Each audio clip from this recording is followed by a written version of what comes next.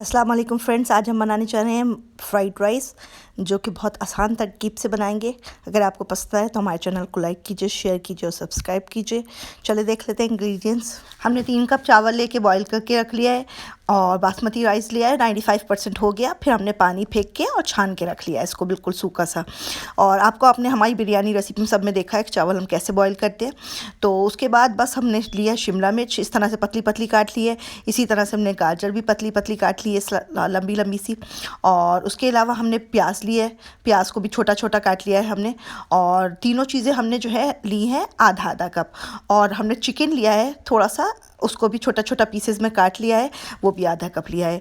1 cup हमने frozen vegetable लिए हैं क्योंकि उसमें सारी चीज़ें आ जाती हैं, मिक्स होती है। और उसके अलावा हमने धनिया लिया है, आधा कप लिया है। और 2 हरी मिर्चें लिए हैं हमने। आप टेस्ट के हिसाब से हरी मिर्च कम ज़्यादा कर सकते हैं।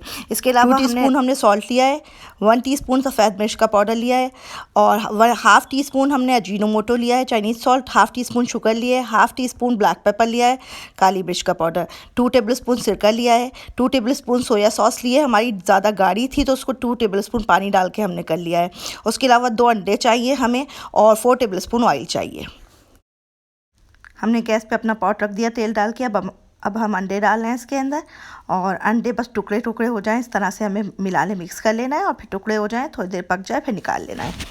तो ये हो जाता है, फिर निकालते हैं। अंडा हो गया, अब हम इसको प्लेट में निकाल लेते हैं। और हमारे पास जो अभी ये तेल बचा है इसके अंदर 2 टेबलस्पून ऑयल और हमने डाल लिया। उसके अंदर चिकन डाल लेंगे और इसको थोड़ी देर फ्राई कर लेंगे 5 मिनट तक।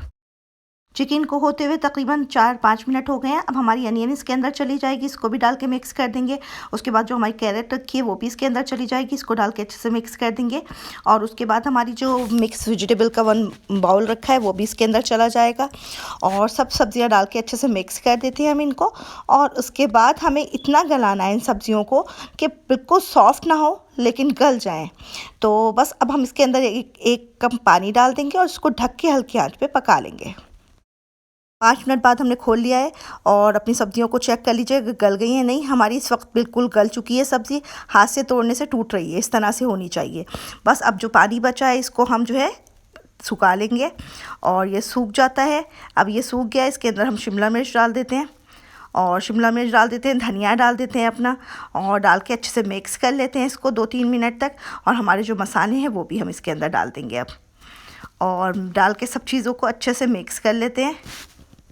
और उसके बाद हमारे चावल इसके अंदर चले जाएंगे जो बॉइल्ड हुए हमारे रखे हैं बासमती राइस। इसको मिक्स कर लेंगे अच्छे से हम, हल्के हाथ से आप मिक्स कर लीजिए, चावल टूटे भी नहीं। प्लास्टिक का चमचा ले लीजिए या लकड़ी का, उससे आप मिक्स कर लीजिए। तो बस हमने इसको अच्छे से मिक्स कर लेना है। अब ये अच्छे से मिक्स हो चुका है।